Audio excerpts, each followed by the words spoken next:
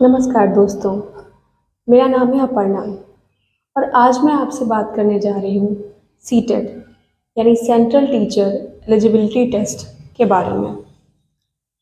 जो भी कैंडिडेट इसकी तैयारी कर रहे हैं या करना चाहते हैं, उनके मन में कई सारे सवाल हैं जो इस वक्त चल रहे हैं। तरह तरह की बातें हो रही हैं कि एग्ज़ाम कब होगा, होगा कि नहीं होगा, जुलाई या दिसंबर कब होगा। तो चलिए बात करते हैं। तो पहला सवाल जो कैंडिडेट्स के मन में है वो ये है कि एग्ज़ाम आखिर कब होगा, जुलाई या दिसंबर में। और इसका जवाब है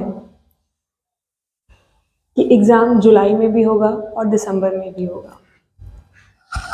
यानी जुलाई और दिसंबर दोनों ही महीने में ये एग्ज़ाम कंडक्ट कराया जाएगा। ऐसा इसलिए क्योंकि शिक्षा मंत्रालय की तरफ से ये नोटिस आ चुका है कि CTET का एग्ज़ाम जो है वो साल में 2 बार कंडक्ट कराया जाएगा। अब इसका विज्ञापन नोटिफिकेशन कब देखने को मिलता है? आई थिंक अप्रैल के फर्स्ट वीक में मिल जाना चाहिए या हो सकता है मई में भी आए। तो आपको अपनी इसकी तैयारी करते रहनी है। अब तैयारी के लिए ये जानना ज़रूरी है कि आखिर ये एग्ज़ाम होता कैसे है, कितनी देर का है और क्या क्या सब्जेक्ट हैं, कितने पेपर होते हैं। तो चलिए इस बारे में बात करते हैं। तो अगर हम बात करें कि एग्ज़ाम की ड्यूरेशन क्या है, तो ये एग्ज़ाम 150 मिनट यानी 2 घंटा 30 मिनट का होता है। और इसमें 150 मिनट और इसमें आपको कितने क्वेश्चन सॉल्व करने होते हैं? इस 150 मिनट में आपको सॉल्व करने होते हैं 150 क्वेश्चन। यानी आपके पास हर एक सवाल को सॉल्व करने के लिए पूरा 1 मिनट होता है। अब इसके आगे हम बात करते हैं कि कितने पेपर आते हैं और किस तरह के कौन कौन से सब्जेक्ट उसमें पूछे जाते हैं। तो सीटेट के पेपर जो लोग भी दे रहे हैं उन्हें पता होगा कि 2 पेपर होते हैं, जिसे एक को हम कहते हैं पेपर 1, दूसरे को कहते हैं पेपर 2। पेपर 1 बेसिकली वो लोग देते हैं जिन्हें क्लास फर्स्ट से लेके 5th तक जो है के लिए अप्लाई करना होता है। और पेपर 2 वो लोग अप्लाई देते हैं या जिन्हें अप्लाई करना होता है क्लास 6 से लेके 8 तक के लिए। और जो लोग फर्स्ट से लेके 8th तक यानी पेपर 1 और पेपर 2 दोनों में सम्मिलित होते हैं, तो फर्स्ट से लेके 8 तक सभी क्लास के जो भी वैकेंसी कभी निकलती है उसके लिए एलिजिबल माने जाते हैं। चलिए बात करते हैं इसमें आने वाले सब्जेक्ट्स के बारे में। तो अगर हम पेपर 1 की बात करें जो बेसिकली क्लास फर्स्ट से 5th तक के लिए होता है, उसमें 5 पेपर होते हैं। बहुत इजी पेपर है, कोई टफ नहीं है। पहला पेपर जो होता है वो होता है CDP यानी बाल विकास और शिक्षा शास्त्र का। ये 30 नंबर का होता है। उसके बाद जो दूसरा और तीसरा पेपर है भाषा 1 भाषा 2 का, तो ये इसको हम लैंग्वेज 1 और लैंग्वेज 2 भी कहते हैं, जो कि 30-30 नंबर का होता है। और ये दोनों पेपर जो हैं ये कंपलसरी पेपर होते हैं, ठीक है। उसके बाद जो चौथा पेपर है वो है गणित यानी मैथ्स का, ये भी 30 नंबर का है। और जो 5वां पेपर होता है वो EVS यानी पर्यावरणीय अध्ययन का होता है 30 नंबर का, ठीक। अब आइए बात करते हैं पेपर 2 के बारे में। इसमें भी पहला पेपर जो है बाल विकास और शिक्षा शास्त्र यानी CDP का है, 30 नंबर का होगा। दूसरा और तीसरा paper same language 1 language 2 30-30 number के होते हैं। उसके बाद इसमें जो चौथा पेपर है उसमें ऑप्शन है कि या तो आप मैथ्स या साइंस यानी गणित या विज्ञान ले सकते हैं, या फिर सोशल साइंस या सोशल स्टडीज़ ले सकते हैं, ठीक।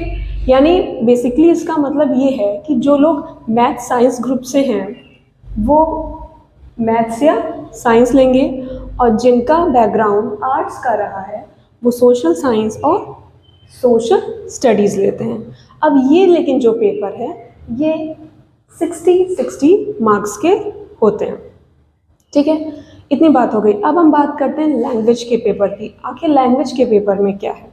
तो जो लैंग्वेज का पेपर बेसिकली होता है लैंग्वेज 1 लैंग्वेज 2 दोनों में जो कंपलसरी है, इसमें आप कोई भी लैंग्वेज ले सकते हैं जिसमें आपकी अच्छी कमांड हो, आप अच्छी लैंग्वेज जानते हो। जैसे लोग हिंदी इंग्लिश लेते हैं मोस्टली, या जिनकी उर्दू अच्छी वो उर्दू लेते हैं, संस्कृत लेते हैं। तो इस तरह सीटेट के पेपर में कुल 20 लैंग्वेज प्रोवाइड की जाती हैं, मतलब हैं जिसमें से आप 2 का चुनाव कर सकते हैं। अब बात ये है कि हमें पता चल गया 2 पेपर होते हैं, 150 मिनट के पेपर है हर एक। ये पेपर 1 भी 150 मिनट का, पेपर 2 भी 150 मिनट का। पेपर 1 में 150 क्वेश्चन, पेपर 2 में 150 क्वेश्चन।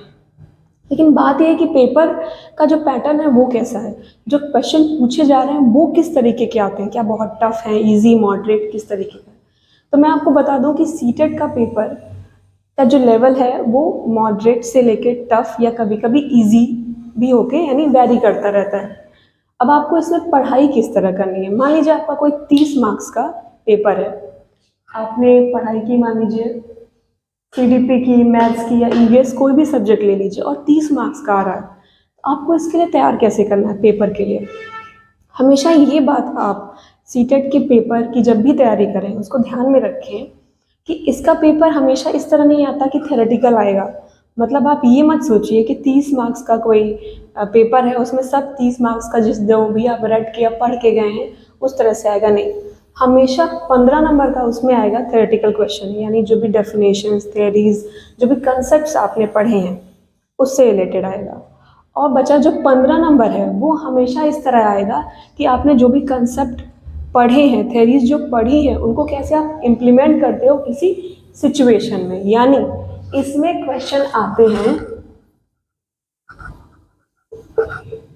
सिचुएशन बेस्ड, यानी आपने जो भी थ्योरी पढ़ी है, कोई भी प्रैक्टिकली आप उस सिचुएशन में हो तो कैसे रिएक्ट करोगे। सबसे ज़्यादा क्वेश्चन आजकल इस तरीके से आने लगे हैं। तो आप सिर्फ इस तरह नहीं पढ़ सकते कि रट लिया और आपको लगा कि आपकी तैयारी हो गई, नहीं, बिल्कुल ऐसा मत सोचिएगा। जो भी आपने पढ़ा है उसको प्रैक्टिकल नॉलेज में यानी व्यवहारिक तरीके से आप उसको कैसे इम्प्लीमेंट करेंगे, आपको ये भी जानते हुए जब भी आप इसकी पढ़ाई करें, तैयारी करें, समझना है। दूसरी बात यह है कि इसकी तैयारी में और क्या क्या करना है, तो हमेशा आप ध्यान रखिए previous year question paper, PYQ यानी प्रीवियस ईयर क्वेश्चन पेपर आपको हमेशा सॉल्व करने हैं। लेकिन उसमें पूरी तरह से रिलाई नहीं करना कि हमने सॉल्व कर लिया अब इसी में से क्वेश्चन आएगा। जैसे मैंने आपसे कहा कि 15 नंबर का शायद आ जाए और बच्चा जो 15 नंबर है वो आपको आपने किस तरह से अपने कंसेप्ट को पढ़ा है उससे रिलेटेड होगा। अब आगे बात करते हैं। कुछ लोगों के मन में ये भी रहता है कि क्या इसके पेपर में नेगेटिव मार्किंग होती है, तो नो, कोई भी नेगेटिव मार्किंग नहीं है। सीटेट के पेपर में कोई भी नेगेटिव मार्किंग नहीं होती है। और इसमें कितने नंबर ऑफ अटेम्प्ट्स मिलते हैं, तो आप जितनी बार चाहें ये एग्ज़ाम दे सकते हैं, कोई नंबर ऑफ अटेम्प्ट्स इसमें काउंट नहीं होते। और अगर आपका एक बार पेपर क्लियर हो चुका है पर आप दोबारा देना चाहते हैं कि अच्छे मार्क्स आएँ, तो उसके लिए भी आप इसमें दोबारा दे सकते हैं, ऐसी कोई मनाही नहीं है। इसके अलावा इसमें कितना नंबर पाएँ कि आप पास होंगे, तो ये बहुत इम्पॉर्टेंट जानकारी जो मिलनी बहुत ज़रूरी है। तो 60% लाने ज़रूरी होते हैं, यानी टोटल का 60% लाना इसमें बहुत ज़रूरी होता है। 60% या उससे ज़्यादा जब आप लाते हैं तभी आप सीटेट में पास समझे जाते हैं। इसके अलावा कुछ लोग ये भी जानना चाहते हैं कि इसकी वैलिडिटी कितनी है, क्योंकि पहले जो है वैधता 7 साल की होती थी, बट अब क्या हो गया, अब इसकी जो वैधता है वो लाइफ टाइम हो गई। यानी एक बार आपने पेपर दे दिया और उसके बाद जो है आप हमेशा एलिजिबल रहेंगी इससे रिलेटेड जो भी जॉब्स आएंगी उससे अप्लाई करने के लिए। तो देखिए हमने बात कर ली कि एग्ज़ाम जुलाई दिसंबर दोनों में होगा और नोटिफिकेशन कभी भी देखा जा सकता है। क्वेश्चन पेपर्स के बारे में, सब्जेक्ट्स के बारे में, किस तरह पढ़ना है उसके भी बारे में। और कुछ लोग ये भी जानना चाहते थे कि क्या हमें NCERT पढ़नी है पूरी 1st से लेके 8th तक के लिए। तो उसके लिए मैं आपको बता दूं कि हम लोग एक बैच शुरू कर रहे हैं सीटेट एग्ज़ाम को ही एकदम सेंटर में रखते हुए, और वो शुरू होगा 5 अप्रैल से। तो किस तरह पढ़ना है, क्या क्या किताबें पढ़नी है, कौन कौन से कंसेप्ट, थ्योरीज को किस तरह समझना है, ये सब आपको बताया जाएगा। तो मैं चाहती हूँ कि आप इस चैनल को सब्सक्राइब कर लें, जिससे जब भी हमारा कोई वीडियो आए तो आपको तुरंत नोटिफिकेशन मिल जाए और आप अपने एग्ज़ाम की तैयारी अच्छे से कर सकें। तो चलिए फिर मिलते हैं 5 अप्रैल को। तब तक आप जिस एग्ज़ाम की भी, जहाँ से भी, जिस तरह भी तैयारी कर रहे हैं, सबके लिए आपको बेस्ट विशेस। थैंक